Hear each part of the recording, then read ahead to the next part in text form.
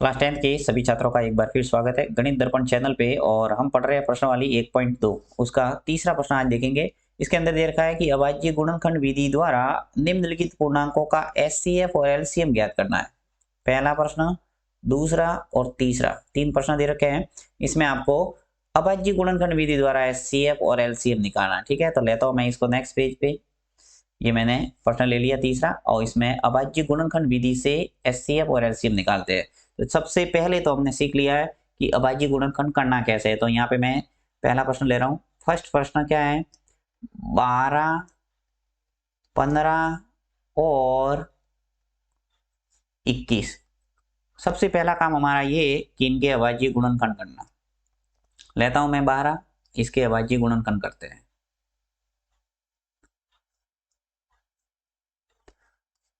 सबसे पहले देखिए 12 के अंदर किसका भाग जाएगा, 2 का इजीली जा रहा है तो मैं दे दूंगा 2 का भाग। 2 का भाग दे दिया, कितनी बार जाएगा, 6 बार। और 6 में भी 2 का भाग जाएगा, इसलिए मैं दे दूंगा कितनी बार जाएगा, 3 बार। और 3 में 3 का ही भाग जाएगा 1 बार, इसलिए दे दिया 1 बार। ठीक है, ये तो हो गया 12 का काम। अब मैं 15 को लेता हूँ। 15 के अभाज्य गुणनखंड करते हैं। देखिए 15 के अभाज्य गुणनखंड करने के लिए सबसे पहले वही 15 में 2 का भाग तो जाएगा नहीं, किसका देना पड़ेगा, 3 का। अगर टेबल आपको आते हैं अच्छे ढंग से तो जल्दी पता चल जाएगा कि किसका भाग जाएगा। तो यहाँ पे 15 में 3 का भाग जाएगा कितनी बार, 5 बार। 5 में 5 का ही भाग जाएगा, ये 1 बार। ठीक है, तो इसका काम हो गया। 15 का अभाज्य गुणनखंड आ गए हमारे पास। नेक्स्ट लेता हूं मैं 21। तो 21 के अभाज्य गुणनखंड कर लेते हैं। अब 21 में देखो 2 का भाग जाता नहीं है तो 3 का देंगे, तो 3 का भाग चला जाएगा 7 या 21 यानी 7 बार। ठीक है, और 7 में 7 का ही भाग जाएगा 1 बार। तो 3 संख्या हमें दे रखी थी, तीनों के अभाज्य गुणनखंड मैंने कर दिए। तो मैं यहाँ क्रम से लिख लेता हूं। देखिए लिखता हूं, 12 के अभाज्य गुणनखंड। अभाज्य गुणनखंड 12 के अभाज्य गुणनखंड क्या है, देखिए 2 इंटू 2 इंटू 3। ठीक है, ये तीनों लिखने हैं। 2 इंटू 2 इंटू 3। अब इसमें करना क्या है, आपको घातांक के रूप में लिखना है ताकि आपको बिल्कुल सरल तरीके से मिल जाएगा एचसीएफ और एलसीएम। ठीक है, तो यहाँ पे देखिए 2 इंटू 2 है तो इसको क्या लिख सकता हूं मैं, 2 की घात 2 लिख सकता हूँ। और जो सिंगल संख्या है यानी जो 3 है, जैसे ये सिंगल संख्या था, इसको लिख दो 3 की घात 1। ठीक है, ताकि आपको घात ढूंढने में ठीक रहे। तो यहाँ पे मैंने 12 के अभाज्य गुणनखंड लिख दिए। अब मैं लिखता हूँ 15 के अभाज्य गुणनखंड, ये लाइन लिखना है। और यहाँ से हम सीधा इसके अभाज्य गुणनखंड लिख लेते हैं, 3 और 5। यहाँ लिख लेता हूँ 3 इंटू 5। ठीक है, इसको भी सिंगल संख्या फिर भी मैं घात के रूप में लिखता हूँ। तो 3 की घात 1 और 5 की घात 1। ठीक है, नेक्स्ट 21। ठीक है, 21 के अभाज्य गुणनखंड किए हमने। तो यहाँ लिख लेता हूँ 21 के अभाज्य गुणनखंड, वो की वो लाइन 3 इंटू 7। 3 इंटू 7, इसको भी घात के रूप में लिखता हूँ, 3 की घात 1 और 7 की घात 1। ठीक है, अब हम शुरू करते हैं एचसीएफ और एलसीएम निकालना। ये आपको अच्छे ढंग से समझना है कि इसमें करना क्या होता है, एचसीएफ के लिए क्या करना है और एलसीएम के लिए क्या करना है। ठीक है, तो यहाँ मैं देखिए सबसे पहले निकालता हूँ एचसीएफ। एचसीएफ किन किन का निकाल रहे हैं, 12, 15 और 21। तो यहाँ चाहो तो लिख लो, यहाँ 12, 15 और 21। ठीक है, 12, 15 और 21 का एचसीएफ है वो कितना है।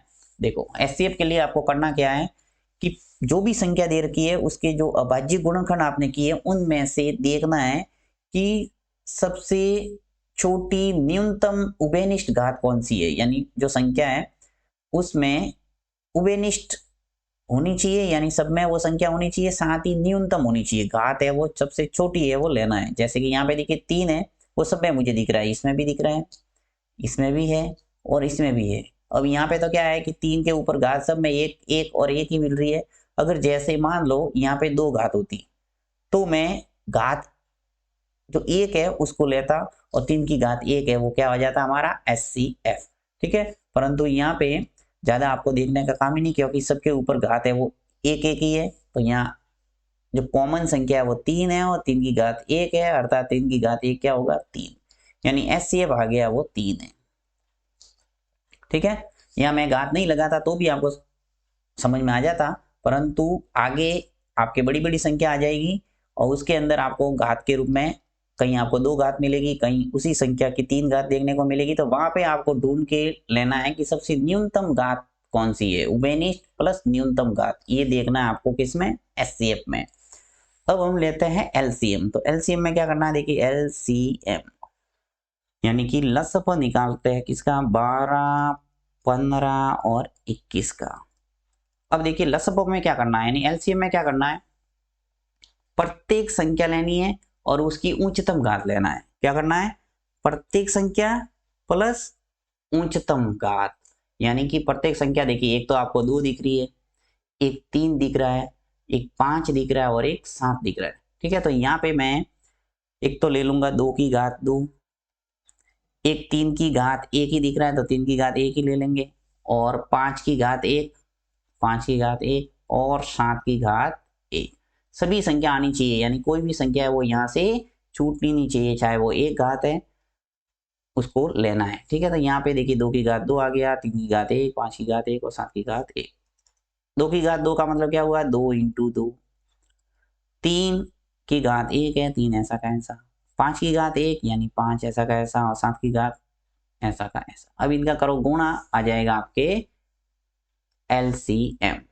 गुणा कर लेते हैं, देखिए 2 × 2 कितने हुए 4, 4 × 3 12, 12 × 5 60 और 60 × 7 420, ये आ गया LCM।